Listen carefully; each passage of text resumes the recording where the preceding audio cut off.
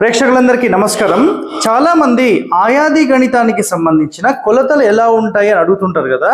So బిందెకు సంబంధించి మనం గతంలో డిస్కస్ చేసాం. దాని తర్వాత మనం మంచానికి సంబంధించి కూడా డిస్కస్ చేయడం జరిగింది. సో కొంతమంది కొన్ని ప్లేసెస్లో కూర్చొని వాళ్ళు ధ్యానం కోసం కానీ లేదంటే పూజ రూమ్లో కూర్చొని జపం కోసం కానీ మెడిటేషన్ పర్పస్ కానీ పూజ కోసం కానీ లేదంటే ప్రశాంతంగా కూర్చోవడానికి కానీ ఒక విధమైనటువంటి ఒక మెజర్మెంట్తో చేయబడిన ఇట్లాంటి ఒక టేబుల్ అన్నమాట. ఇది చూస్తున్నారు కదా ఇదంతా.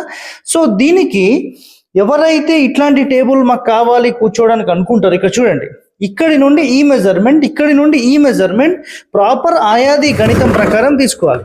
కింద చూస్తే మీకు ఇట్లా కాళ్ళు ఉంటాయి, 4 కాళ్ళు ఉంటాయి. సో దీంతో మీరు ఈ విధమైనటువంటి సెటప్ చేసుకోవాలన్నమాట. ఇక్కడ చూడండి, మీకు క్లియర్గా చూపిస్తున్నాను. Okay, thank you.